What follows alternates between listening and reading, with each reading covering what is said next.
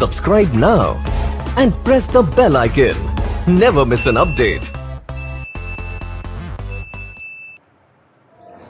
Hello student, welcome back in my YouTube channel Target with Arjun. Class 10th okay. तो पिछले class में हमने metal और non metal के बारे में कुछ केमिकल प्रॉपर्टीज़ बताया था कि केमिकल प्रॉपर्टीज़ मेटल और नॉन मेटल का क्या होता है। ठीक है, तो लास्ट टर्म में हमने 5 केमिकल प्रॉपर्टीज़ हमने नॉन मेटल और मेटल का पढ़ लिया था। ठीक है ना, और पिछला वीडियो देख के आप देख सकते हैं, वो चीज़ पिछले वीडियो में है। ठीक है, अब हम आते हैं नेक्स्ट टाइप का जो हमारा केमिकल रिएक्शन है, वो है reaction of metal with non metal, and this is the very important, very important, क्योंकि हर साल ये क्वेश्चन जरूर पूछा जाता है कि write the Lewis dot structure of NaCl और मैग्नीशियम क्लोराइड या सोडियम ऑक्साइड कैल्शियम क्लोराइड, तो कैसे हम लोग फॉर्म करेंगे। ठीक है, तो 1 बाय 1 उसको हम लोग डिस्कस कर लेते हैं, कंसेप्ट देख लेते हैं कि हम लोग कोई भी ट्रांसफ़र ऑफ इलेक्ट्रॉन से हम कोई भी लेविस डॉट स्ट्रक्चर कैसे बनाते हैं। ठीक है, तो यहाँ पे क्या है कि मेटल और नॉन मेटल के बीच में रिएक्शन कैसे होता है और इस तरह के कंपाउंड को हम लोग क्या कंपाउंड बोलते हैं, और वो जो कंपाउंड फॉर्मेशन होता है उसमें किस तरह का बॉन्डिंग होता है और वो बॉन्ड फॉर्मेशन कैसे हम लोग करते हैं। तो आज का हमारा यही टॉपिक है जो कि बहुत ज़्यादा इम्पॉर्टेंट है। ठीक है, तो आइए देखते हैं क्या है ये। तो यहाँ पे देखेंगे metals react with non metal to give ionic compound. जब मेटल और नॉन मेटल के बीच में जो बॉन्डिंग होती है ना, तो उस बॉन्डिंग से एक आयनिक कंपाउंड का फॉर्मेशन होता है। ठीक है, आगे देखेंगे क्या है। Ionic compound are form when metals are bonded with non metal by ionic bond. तो कोई भी आयनिक कंपाउंड फॉर्मेशन कब होता है, जब एक मेटल दूसरे नॉन मेटल से क्या होता है, एक आयनिक बॉन्ड से वो जुड़ता है। ठीक है ना, तो ये हमारा आयनिक कंपाउंड का फॉर्मेशन होता है। अब यही आयनिक बॉन्ड कैसे फॉर्म होता है, तो उसके लिए कुछ कंडीशन है, वो कंडीशन हमारे पास क्या क्या है देखेंगे। तो आयनिक बॉन्ड फॉर्मेशन के लिए उसमें क्या होगा, मेटल होगा और नॉन मेटल होगा।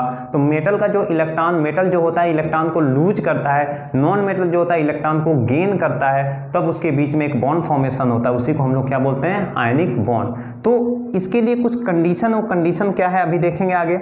For ionic bond formation electronic configuration, valence electron, valency of an elements are very important. मतलब क्या है कि आयनिक, कोई भी आयनिक बॉन्ड अगर फॉर्मेशन हो रहा है तो आयनिक बॉन्ड होता क्या है, उसको हम लोग कैसे फॉर्म करेंगे, उसके लिए हमको क्या होना चाहिए, हर एक एलिमेंट का इलेक्ट्रॉनिक कन्फिगरेशन पता होना चाहिए, और पता ये भी होना चाहिए कि उसके बैलेंस इलेक्ट्रॉन, बैलेंस सेल में, आउटर मोस्ट सेल में कितने नंबर ऑफ इलेक्ट्रॉन हैं और उसकी बैलेंसी कितनी है। अगर ये हम फाइंड कर पा रहे हैं तभी हम कोई भी आयनिक बॉन्ड फॉर्मेशन कर पाएंगे। तो सबसे पहले हम आयनिक बॉन्ड होता क्या है उसको डिफाइन करने से पहले हम कुछ इंपॉर्टेंट पॉइंट पढ़ लेते हैं जो कि हमको आगे चल के उसकी ज़रूरत पड़ेगी, जिसको हम लोग 1 बाय 1 उसको डिस्कस करेंगे। ठीक है, तो सबसे पहला इसमें टर्म अभी हमने बताया था, इलेक्ट्रॉनिक कन्फिगरेशन इंपॉर्टेंट होगा, वैलेंस इलेक्ट्रॉन और वैलेंसी भी उसके लिए इंपॉर्टेंट होगा। तो हम लोग यहाँ पे इलेक्ट्रॉनिक कन्फिगरेशन क्या होता है इसको देख लेते हैं, और इसी इलेक्ट्रॉनिक कन्फिगरेशन के अकॉर्डिंग हम पढ़ लेंगे कि वैलेंस इलेक्ट्रॉन हर एक एलिमेंट का कितना होगा और उसकी वैलेंसी कितनी होगी। ठीक है, तो चलिए आइए आगे देखते हैं इलेक्ट्रॉनिक कन्फिगरेशन होता क्या है। आपने इलेक्ट्रॉनिक कन्फिगरेशन क्लास 9th में भी पढ़ा होगा कि इलेक्ट्रॉनिक कन्फिगरेशन होता कैसे है और उसको हम लोग डिफरेंट सेल में कैसे अरेंज करते हैं। ठीक है ना, तो ये चीज़ आप क्लास 9th में पढ़े होंगे तो आपके लिए बहुत ये ईजी होने वाला है। अगर नहीं भी पढ़े होंगे तभी यहाँ से आप समझ सकते हैं। ठीक है, तो वीडियो को आप देखते रहिए, स्किप मत करिए, वीडियो को फुल देखेंगे तभी आपको फ़ायदा मिलने वाला है। नहीं तो आप स्टार्टिंग का वीडियो देख लिए, लास्ट का वीडियो देख लिए, बीच में अगर कोई अच्छा पॉइंट्स है उसको आप नहीं पा पाएंगे। ठीक है ना, तो आगे देखेंगे क्या है इलेक्ट्रॉनिक कन्फिगरेशन। तो the arrangement of electrons in different cells of an atom is called its electronic configuration. ठीक है, तो आपने अभी क्लास 9th में जो पढ़ा है वो KLMN इलेक्ट्रॉनिक कन्फिगरेशन पढ़ा होगा कि K is the first shell, L is the second shell, M is the third shell, N is the fourth shell. ठीक है, लेकिन जैसे ही आप हायर क्लास में जाएंगे उसमें आपको SPDF इलेक्ट्रॉनिक कन्फिग्रेशन पढ़ाया जाएगा। तो यहाँ पे भी ये चीज़ मैं कभी बता दूंगा, उसके लिए मैं कभी वीडियो बनाऊंगा तो वहाँ पे SPDF इलेक्ट्रॉनिक कन्फिग्रेशन भी आपको बता दूंगा। वो केवल स्पेशल क्लास रहेगा SPDF इलेक्ट्रॉनिक कन्फिग्रेशन। लेकिन अभी आपको बोर्ड के अकॉर्डिंग जो क्वेश्चन पूछे जाते हैं उसके अकॉर्डिंग हम लोग यहाँ पे पढ़ लेते हैं। लेकिन अगर कोई कॉम्पिटिटिव एग्जाम आपको देना होगा तो उसके लिए मैं एक अलग से वीडियो बनाऊंगा SPDF इलेक्ट्रॉनिक कन्फिग्रेशन का, वहाँ से हम लोग उसको क्लियर करेंगे। ठीक है, तो इलेक्ट्रॉनिक कन्फिग्रेशन आपको क्लियर हो गया होगा कि क्या है। इसमें कोई भी एटम है, उस एटम के अंदर क्या होते हैं, डिफरेंट सेल होते हैं। उसी डिफरेंट सेल में इलेक्ट्रॉन के अरेंजमेंट को हम लोग क्या बोलते हैं, उसका इलेक्ट्रॉनिक कन्फिग्रेशन। अब देख लेते हैं डिफरेंट टाइप का जो एलिमेंट्स है उसका इलेक्ट्रॉनिक कन्फिग्रेशन क्या होगा, उसको वन बाई वन देख।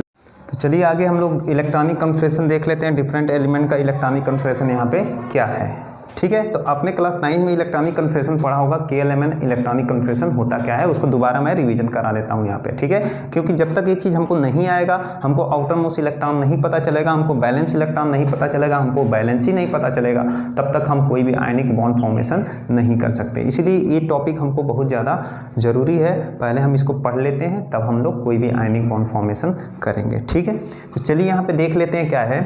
एलिमेंट्स हमारा हाइड्रोजन से लेके कैल्शियम तक हमने पढ़ना है। ठीक है, means atomic number 1 to 20, only atomic number 1 to 20 in your syllabus. ठीक है, तो हमको यही 20 एलिमेंट पढ़ने हैं जो कि क्लास 9th में भी है, क्लास 10th में भी है। ठीक है, तो देख लेते हैं। Hydrogen atomic number 1 helium 2, lithium 3, beryllium 4, boron is 5, carbon is 6, nitrogen is 7, oxygen is 8, fluorine is 9, neon is 10, and sodium is 11, magnesium is 12, aluminum is 13, silicon is 14, phosphorus is 15, sulfur is 16, chlorine is 17, argon is 18, potassium is 19 and calcium is 20। तो 20 elements हैं जिसको 1 by 1 हमको ऐसे याद रखना है। ठीक है, इसका एटॉमिक नंबर सीरियल वाइज है 1 2 3 4, इसको हम लोग ऐसे याद रखेंगे। ठीक है, अब इसका हम लोग इलेक्ट्रॉनिक कन्फिग्रेशन देख लेते हैं। इलेक्ट्रॉनिक कन्फिग्रेशन अभी हमने डिस्कस किया था कि जो एलिमेंट को, मतलब कोई भी एलिमेंट है तो उसके अंदर क्या रहता है, जो भी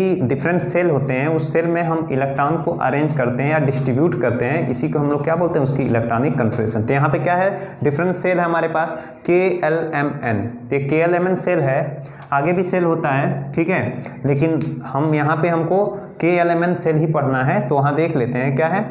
तो यहाँ पे 1 है तो हमने क्या लिखा, 1 मतलब K सेल में एक ही इलेक्ट्रॉन है और K सेल में मैक्सिमम हम 2 ही इलेक्ट्रॉन भर सकते हैं। ठीक है ना, ये कुछ इसके इलेक्ट्रॉनिक कन्फिग्रेशन के कुछ रूल्स होते हैं, वो रूल्स हम लोग क्लास 9th में पढ़े होंगे, उसके अकॉर्डिंग हम लोग यहाँ पे देख लेते हैं। तो फर्स्ट सेल में मैक्सिमम 2 ही इलेक्ट्रॉन होंगे और आउटर मोस्ट सेल में अगर मैक्सिमम हमारा 8 इलेक्ट्रॉन है तो वो क्या होगा, स्टेबल होगा और वही हमारा क्या कहलाता है, नोबल गैस। तो कहीं भी आउटर मोस्ट सेल में, मतलब सबसे बाहर वाले सेल में अगर 8 इलेक्ट्रॉन हो गया वो हमारा क्या होगा, कंडीशन आएगा नोबल गैस का। केवल हम बात करेंगे हीलियम का, हीलियम भी नोबल गैस है लेकिन उसके फर्स्ट सेल और उसका आउटर मोस्ट सेल दोनों क्या है, एक ही है, इसलिए उसका क्या हो गया 2। तो देखेंगे यहाँ क्या है, हीलियम कितना है 2, तो 2 इलेक्ट्रॉन इसके फर्स्ट सेल में है, मतलब क्या है, फर्स्ट सेल में मैक्सिमम 2 इलेक्ट्रॉन हो, कम्प्लीटली फुलफिल है। ठीक है, जब फुलफिल है तो कोई भी चीज़ अगर कम्प्लीटली फुलफिल होगा तो वो नोबल गैस का कंडीशन आएगा। तो यहाँ पे डबलेट 2 इलेक्ट्रॉन से फुलफिल हो जा रहा है। उसके बाद लिथियम देखेंगे 3, तो 2 1, बेरिलियम 4, 2 2, उसके बाद 2 3, 2 4, 2 5, 2 6, 2 7, 2 8।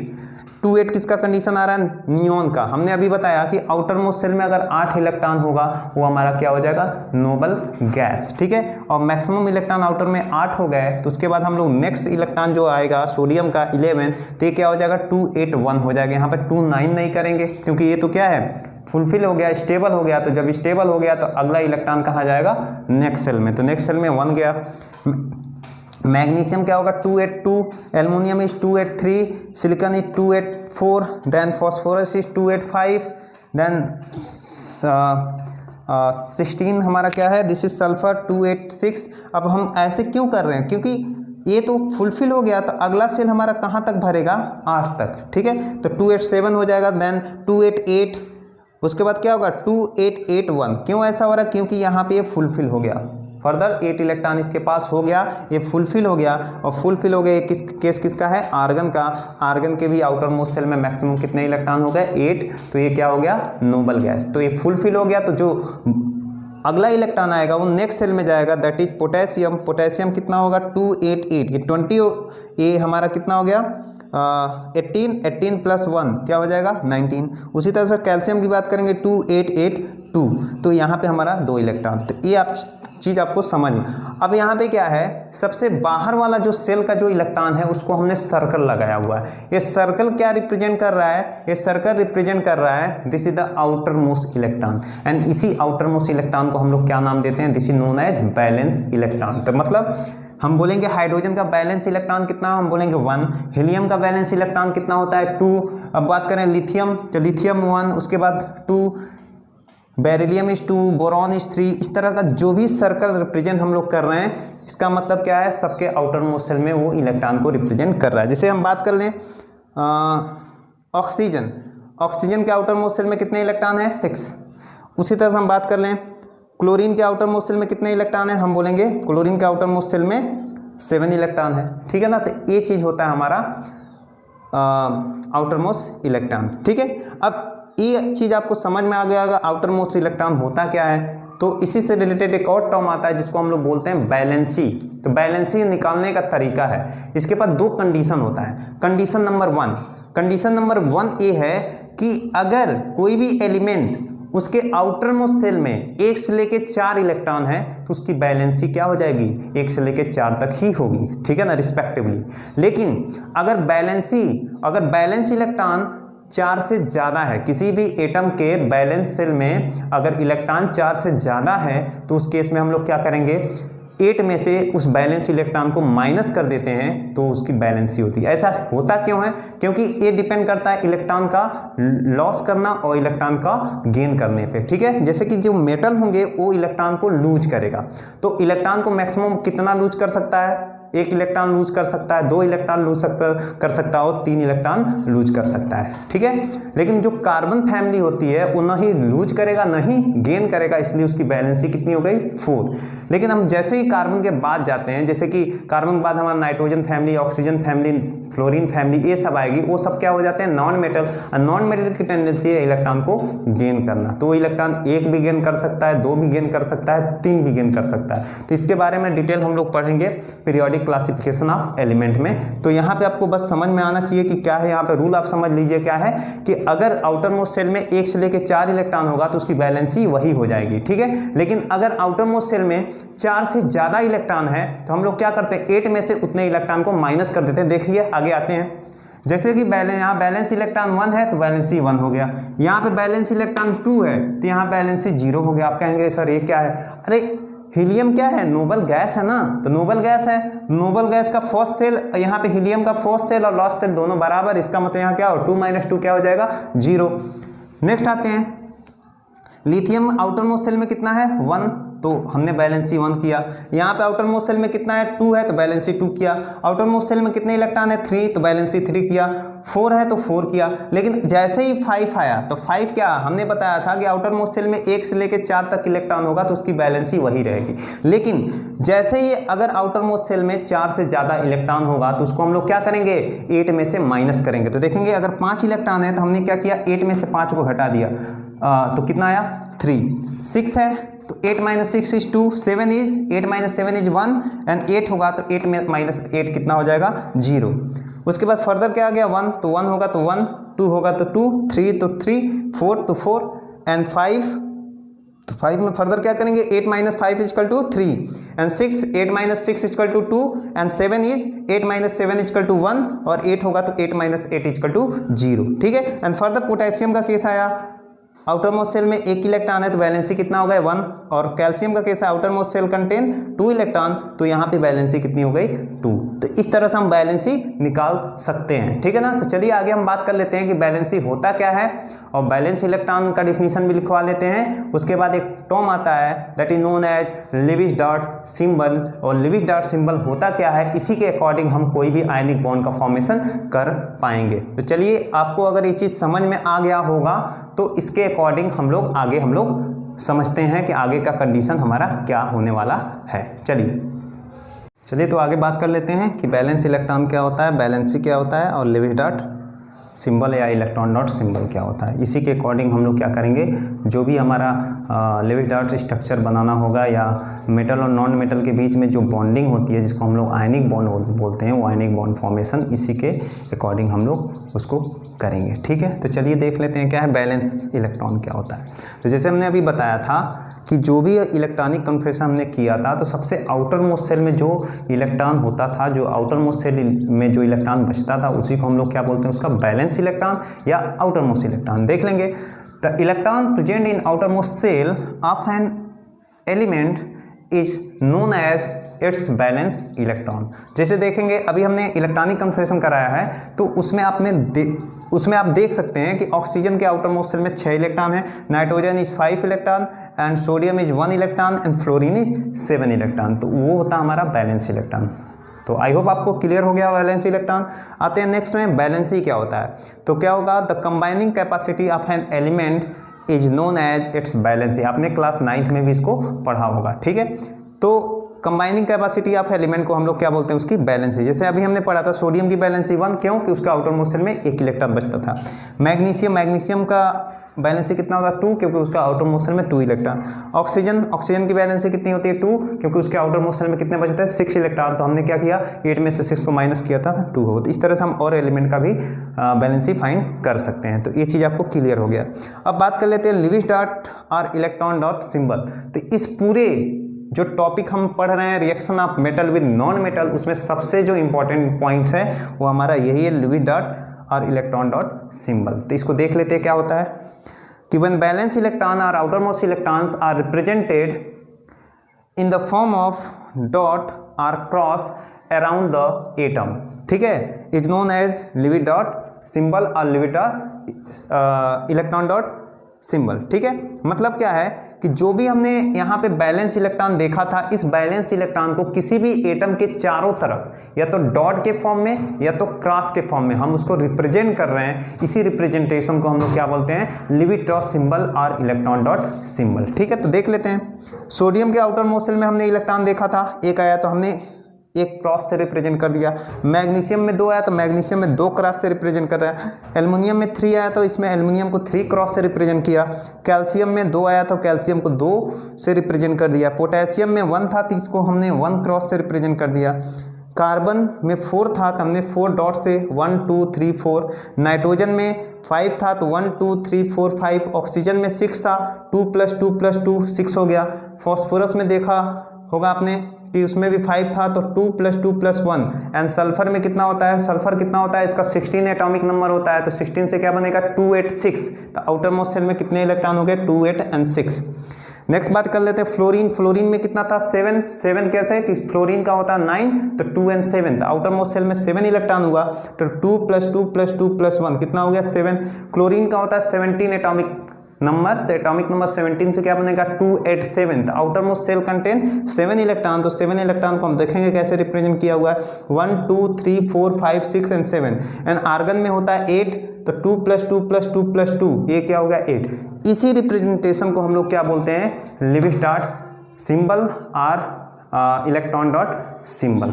ठीक है, तो चलिए हम इसके बाद हम लोग अब आते हैं, हमारा जो मेन टॉपिक है आयनिक बॉन्ड क्या होता है और ये आयनिक बॉन्ड फॉर्मेशन होता कैसे है, उसको कैसे करेंगे। तो ये सब जितने भी कंसेप्ट अभी तक हमने पढ़ा, यही कंसेप्ट हम लोग क्या करेंगे वहाँ पे अप्लाई करेंगे। तो एक आयनिक बॉन्ड फॉर्मेशन होगा, वो आयनिक बॉन्ड फॉर्मेशन कैसे ट्रांसफर ऑफ इलेक्ट्रॉन से होता है, यही क्वेश्चन पूछा जाता है एग्जाम में। तो चलिए आगे आते हैं, तो आगे बात कर लेते हैं आयनिक बॉन्ड होता क्या है। तो देखेंगे क्या है, when the transfer of electron from metal to non metal and after transfer of electrons both metal and non metal complete its octet. Octet complete का मतलब क्या है, उसके आउटर मोस्ट सेल में 8 इलेक्ट्रॉन हो जाना and become stable and goes to nearest noble gas electronic confirmation. क्योंकि outermost shell में अगर 8 इलेक्ट्रॉन हो जा रहा है तो नोबल गैस के जैसा बिहेव करने लगेगा। तो मेटल ऑलवेज क्या करता है, अपना इलेक्ट्रॉन लूज करेगा और नॉन मेटल उसी इलेक्ट्रॉन को क्या करेगा, एक्सेप्ट करेगा। ठीक है ना, तो इस तरह के bond formation between metal and non metal को हम लोग क्या बोलते हैं, आयनिक बॉन्ड, या इसी को एक और नाम देते हैं, this is known as electrovalent bond. तो आपको आयनिक बॉन्ड फॉर्मेशन समझ में आ गया होगा कैसे आयनिक बॉन्ड फॉर्मेशन होता है। तो हमेशा क्या होगा, मेटल अपना इलेक्ट्रॉन लूज करेगा और वही इलेक्ट्रॉन जो नॉन मेटल होगा एक्सेप्ट करेगा। तो मेटल अपना इलेक्ट्रॉन इसलिए लूज करता है क्योंकि वो अपने आप को स्टेबल करना चाहेगा, आउटर मोस्ट शेल में 8 इलेक्ट्रॉन होना चाहिए, अपने nearest noble gas electronic confirmation में जाना चाहेगा। एंड जो नॉन मेटल होता है वो उसी इलेक्ट्रॉन को एक्सेप्ट करके अपने आप को स्टेबल करना चाहेगा और वो अपने नियरेस्ट नोबल गैस में जाना चाहेगा, जो कि आउटर मोस्ट शेल में 8 इलेक्ट्रॉन उसमें भी हो जाएगा। तो इस तरह से मेटल के भी आउटर मोस्ट शेल में 8 इलेक्ट्रॉन हो गया by the loss of electron, and non metal के आउटर मोस्ट शेल में 8 इलेक्ट्रॉन हो जाएगा by the gain of electron. तो अगर मेटल अपना इलेक्ट्रॉन लूज करता है तो इसके ऊपर आएगा पॉजिटिव चार्ज, और नॉन मेटल अपना इलेक्ट्रॉन मतलब वो इलेक्ट्रॉन अगर गेन करता है तो उसके ऊपर आएगा निगेटिव चार्ज। तो पॉजिटिव और निगेटिव बीच में एक बॉन्ड फॉर्मेशन होगा, उसी को हम लोग क्या बोलते हैं, आयनिक बॉन्ड। तो चलिए आगे हम लोग बात कर लेते हैं कि आयनिक बॉन्ड फॉर्मेशन कैसे होता है, लिविस डॉट स्ट्रक्चर क्या होता है, इलेक्ट्रॉन डॉट स्ट्रक्चर क्या है, उससे रिलेटेड क्वेश्चन बोर्ड में पूछा जाता है। तो चलिए आगे हम बात करते हैं Lewis dot structure by the transfer of electron कैसे होता है।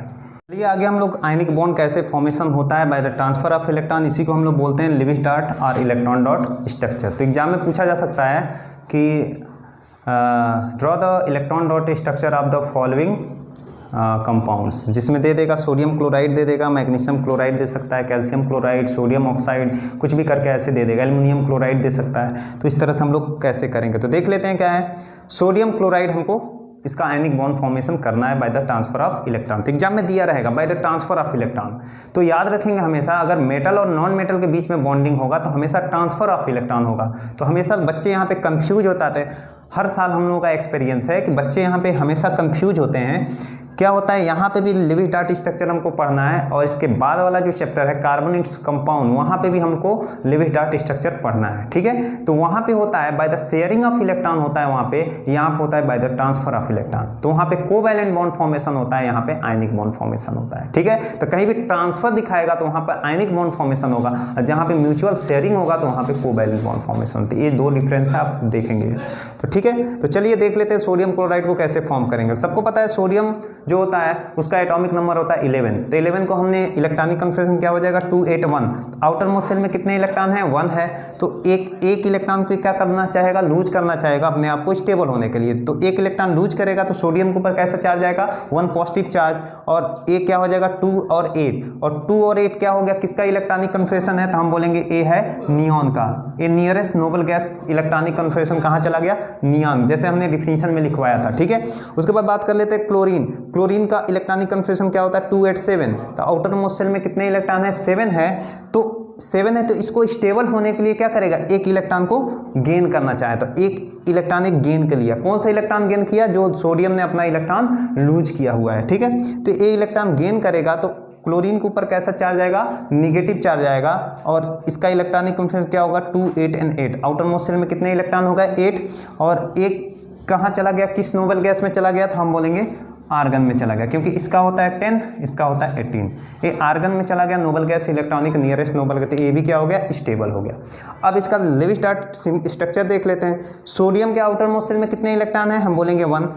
क्लोरीन के आउटर मोस्ट शेल में कितने इलेक्ट्रॉन है, हम बोलेंगे 7। देखेंगे यहाँ पे 7, 2 + 2 + 2 एंड +1 7 हो गया।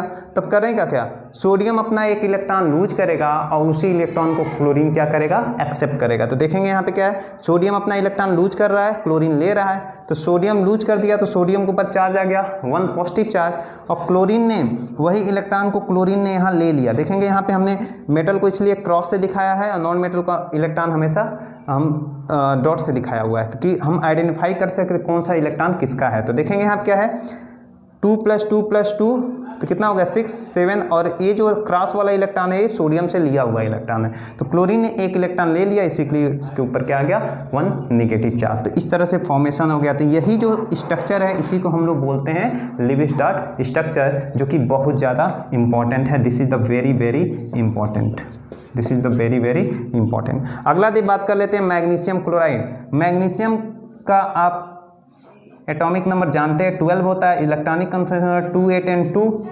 तो इसके बाद टेंडेंसी क्या है, 2 इलेक्ट्रॉन लूज करने के लिए। तो मेटल हमेशा इलेक्ट्रॉन को लूज करता है। आप हमने मेटल और नॉन मेटल जब हमने स्टार्ट किया तो वहाँ पे पढ़ाया होगा, ठीक है। तो देख लेंगे वहाँ पे तो मैग्नीशियम ने 2 इलेक्ट्रॉन लूज किया तो इसके ऊपर क्या आ गया, तो 2 निगेटिव चार्ज। और क्लोरीन के बारे में तो आपको पता ही है, तो हम देख लेते हैं यहाँ पे मैग्नीशियम के आउटर मोस्ट शेल में नंबर ऑफ इलेक्ट्रॉन कितने हैं, 2। तो यहाँ हम बात कर लेते हैं क्लोरीन, मैग्नीशियम क्लोराइड बनाना है। क्लोरीन के आउटर मोस्ट शेल में कितने इलेक्ट्रॉन होते हैं, तो हम बोलेंगे 7 इलेक्ट्रॉन होते हैं। तो मैग्नीशियम के पास इलेक्ट्रॉन देने की टेंडेंसी कितनी है, 2। तो मैग्नीशियम का 1 इलेक्ट्रॉन एक क्लोरीन को दे दिया, तो दूसरा इलेक्ट्रॉन किसको देगा, तो हम बोलेंगे वो दूसरे किसी क्लोरीन को देगा। ध्यान देंगे यहाँ पे मैग्नीशियम के पास 2 इलेक्ट्रॉन है, लेकिन क्लोरीन कितना ले सकता है, सिंगल इलेक्ट्रॉन। तो मैग्नीशियम अपना 1 इलेक्ट्रॉन दे दिया एक क्लोरीन को, तो दूसरा इलेक्ट्रॉन किसको देगा, हम बोलेंगे ये दूसरे किसी क्लोरीन को दे देगा। ठीक है, तो मैग्नीशियम ने क्या किया, 2 इलेक्ट्रॉन डोनेट किया। तो मैग्नीशियम 2 इलेक्ट्रॉन जब डोनेट करता था तो उसके ऊपर क्या आता था, 2 पॉजिटिव चार्ज। एंड क्लोरीन क्या कर रहा है, 1 इलेक्ट्रॉन एक्सेप्ट कर रहा है। क्लोरीन क्या किया, 1 इलेक्ट्रॉन एक्सेप्ट किया, तो क्लोरीन के ऊपर क्या आएगा, 1 निगेटिव चार्ज। और जब 1 निगेटिव चार्ज आ गया तो टोटल नंबर ऑफ क्लोरीन कितने हैं, हम बोलेंगे 2 है। तो हम क्या करेंगे, इसको यहाँ पे 2 से हम लोग मल्टीप्लाई कर देंगे। तो ये हमारा लिविस डॉट स्ट्रक्चर बन गया किसका, हम बोलेंगे मैग्नीशियम क्लोराइड का। हम आगे देख लेते हैं नेक्स्ट का। जैसे कि हमको बात करना है sodium oxide. Sodium oxide, sodium oxide का लिविस डॉट स्ट्रक्चर कैसे बनता है, इसको भी हम लोग देख लेते हैं। तो देखेंगे यहाँ सोडियम का इलेक्ट्रॉनिक कन्फिग्रेशन हमको पता ही है, हमने अभी किया था 2 8 N1। ये क्या बनेगा, Na+ और +1 इलेक्ट्रॉन। ऑक्सीजन का देख लेते हैं, ऑक्सीजन कितना होता है, 2N6 होता है। तो ऑक्सीजन के पास 6 इलेक्ट्रॉन है आउटर मोस्ट शेल में, तो इसके पास टेंडेंसी क्या है, 2 इलेक्ट्रॉन को ही एक्सेप्ट करेगा और नियरेस्ट नोबल गैस में चला जाएगा। 2 इलेक्ट्रॉन एक्सेप्ट किया तो ऑक्सीजन के ऊपर क्या आ गया, 2 - 4, दिस इज 2N8। अब देख लेते हैं क्या है, सोडियम के पास टेंडेंसी है 1 इलेक्ट्रॉन लूज करने की, बट ऑक्सीजन के पास टेंडेंसी है 2 इलेक्ट्रॉन लेने की। तो सोडियम ने अपना 1 इलेक्ट्रॉन तो एक ऑक्सीजन को दे दिया, लेकिन ऑक्सीजन के पास अभी भी क्या टेंडेंसी, एक और इलेक्ट्रॉन लेने की। तो वो इलेक्ट्रॉन कहाँ से लेगा, तो हम बोलेंगे यहाँ पे दूसरे सोडियम से ले लेगा। ये बन गया। अब यहाँ पे जो स्ट्रक्चर बनेगा वो क्या बनेगा, सोडियम ने कितना इलेक्ट्रॉन दिया, 2 इलेक्ट्रॉन। ठीक है, तो टोटल नंबर ऑफ सोडियम कितने हैं, सोडियम ने अपना 1 इलेक्ट्रॉन दिया, तो टोटल कितने सोडियम, 2। तो 1 सोडियम इससे डोनेट हुआ, 1 सोडियम इससे डोनेट हुआ। तो यहाँ पे टोटल नंबर ऑफ सोडियम कितने हैं, हम बोलेंगे, इसको हम लोग यहाँ देख लेते हैं, ज़्यादा सही आएगा। This is sodium, sodium 1 electron दे रहा है, लेकिन टोटल नंबर ऑफ सोडियम कितने हैं, हम बोलेंगे 2 है। तो हमने यहाँ 2 से मल्टीप्लाई कर दिया। ठीक है, अब ऑक्सीजन की बात आ रही है। ऑक्सीजन कितने इलेक्ट्रॉन थे, पहले 6 थे, 2 इलेक्ट्रॉन सोडियम से ले लिया, तो सोडियम वाला इलेक्ट्रॉन क्या है, क्रॉस वाला है। तो कितना इलेक्ट्रॉन लिया, 2, इसलिए हमने इसके ऊपर क्या कर दिया, 2 - चार्ज। ऐसे हम ध्यान देंगे। तो इस तरह से हम लिविस डॉट स्ट्रक्चर बना सकते हैं। चलिए, आज मैं कुछ आपको होमवर्क दे रहा हूँ, वो आप खुद से करके देखेंगे उसको, वो क्या होता है। जैसे कि हम एक होमवर्क दे रहे हैं कि आपको एल्युमिनियम क्लोराइड का लिविस डॉट स्ट्रक्चर आपको कमेंट बॉक्स में कमेंट करना है। Aluminium chloride and calcium chloride, ये 2 क्वेश्चन है, दोनों को आपको कमेंट बॉक्स में कमेंट करना है कि इसका लिविस डॉट स्ट्रक्चर क्या है। ठीक है, चलिए आगे हम एक और इम्पॉर्टेंट पॉइंट इसमें है जिसके बारे में हम बात कर लेते हैं कि जैसे कि हम बात करें, कभी कभी क्वेश्चन पूछ दिया जाता है monovalent highlight and divalent highlight. आप यहीं पे देख लेंगे मोनोवैलेंट हाइलाइट क्या होता है, मोनोवैलेंट हाइलाइट। जैसे क्वेश्चन दे देगा कि किसी एक मोनोवैलेंट हाइलाइट और किसी एक डाईवैलेंट हाइलाइट का लिविस डॉट स्ट्रक्चर आप बनाओ। ठीक है, तो मोनो का मतलब क्या होता है, मोनो का मतलब होता है 1, और वैलेंट का मतलब क्या होता है, उसकी वैलेंसी। और हाइलाइट का मतलब क्या होता है, हाइलाइट का मतलब जैसे हाइड्रोजन हो गए, हाइड्रोजन के ऊपर माइनस चार्ज हो गया, जैसे फ्लोरीन, क्लोरीन, ब्रोमीन, आयोडीन, इसके ऊपर 1 माइनस चार्ज होगा, इसी को हम लोग क्या बोलते हैं, हाइलाइट बोलते हैं। तो यहाँ पे मोनोवैलेंट हाइलाइट का मतलब क्या हो जाएगा, मोनोवैलेंट हाइलाइट का मतलब मोनो मीन्स 1, यहाँ पे ध्यान देंगे, mono means 1 and valent means क्या होता है, वैलेंसी, एंड हाइलाइट का मतलब क्या होगा, fluorine, fluoride, fluorine, chlorine, bromine और आयोडीन, इसके ऊपर क्या हो जाएगा, माइनस चार्ज, तो ये हाइलाइट हो गया। और मोनोवैलेंट एक किसके लिए है, this is the for metal, metal के लिए हो जाएगा। तो एग्जांपल क्या हो जाएगा यहाँ पे, जैसे NaCl हो गया, KCl हो गया। ये एग्जाम्पल किसके हो जाएंगे? मोनोवैलेंट हैलाइड का, क्योंकि सोडियम और पोटेशियम की वैलेंसी कितनी है? 1 है, इसलिए इसको मोनोवैलेंट बोलना है। और Cl क्या है हमारा? हैलाइड है, हैलोजन है, हैलोजन के ऊपर माइनस चार्ज होता है, उसी को हम लोग हैलाइड बोलते हैं। दूसरा होता है divalent halide, divalent halide, divalent halide. अब डाई का मतलब क्या होता है? 2, और वैलेंट का मतलब क्या होता है? वैलेंसी, एंड हैलाइड का मतलब आप जाने ही हैं अभी। तो मतलब डाईवैलेंट किसके लिए? मेटल के लिए है। अब डाईवैलेंट ऐसे कौन से मेटल है जो कि डाईवैलेंट है? तो हम बोलेंगे मैग्नीशियम है और कैल्शियम है। तो यहाँ पे हम बात कर लेते हैं, जैसे कि बात आ गया MgCl2 आ गया, या CaCl2 आ गया, या CaBr2 आ गया। तो ये सब क्या है? डाईवैलेंट हैलाइड का एग्जाम्पल हो जाएगा, ठीक है। और आगे और भी है, जिसमें जैसे कि एल्युमिनियम हैलाइड है, जैसे कि ट्राईवैलेंट हैलाइड हो जाएगा, उसमें एल्युमिनियम आ जाएगा, क्योंकि एल्युमिनियम की बैलेंसी कितनी होती है? 3 होती है। तो एल्युमिनियम की बैलेंसी 3 है, इसीलिए उसको बोलते हैं ट्राईवैलेंट। उसके जो हैलाइड फॉर्मेशन होगा उसको बोलेंगे ट्राईवैलेंट हैलाइड। तो आई होप आपको पूरा लिविज डार्ट स्ट्रक्चर क्लियर हो गया होगा, कैसे कैसे हमने एक एक लिविज डार्ट स्ट्रक्चर को आप प्रैक्टिस करोगे। जितने भी NCERT में जितने भी होंगे, आई थिंक मैंने हर तरह का करा दिया आपके NCERT के अकॉर्डिंग। जैसे आप घर पे प्रैक्टिस कर सकते हो, आप प्रैक्टिस कर सकते हो, जैसे कि आप यहाँ पे कर सकते हैं mg या NaF का कर सकते हो, NaF। उसके बाद आप CaO का कर लेंगे, MgO का कर लेंगे, ठीक है। तो ये सब एग्जाम्पल आप घर पे खुद से करेंगे और इसका लिविज डार्ट स्ट्रक्चर आप लोग फाइंड करेंगे, ठीक है ना। तो चलिए हम लोग नेक्स्ट क्लास में हम लोग इसके आगे बात करेंगे कि क्या फिजिकल प्रॉपर्टीज ऑफ मेटल का क्या होता है, सॉरी आयनिक कंपाउंड का फिजिकल प्रॉपर्टीज क्या होता है। And this topic is very very important कि आयनिक प्रॉपर्टी आयनिक जो कंपाउंड होते हैं, तो उस आयनिक कंपाउंड का जो फिजिकल प्रॉपर्टी है वो क्या है, वो वाटर में सॉल्युबल होगा कि नहीं होगा, उसकी मेल्टिंग पॉइंट क्या है, उसकी बॉइलिंग पॉइंट क्या है, ठीक है ना। तो ये सब चीज़ें हम लोग, वो कंडक्टर प्रॉपर्टी शो करता है या नहीं करता है, तो ये सब चीज़ें हम लोग नेक्स्ट क्लास में बात करेंगे। अगर आपको वीडियो पसंद आया है तो please like, comment and subscribe my YouTube channel target with Arjun, and press the upper bell icon and share to your friend also. Thank you.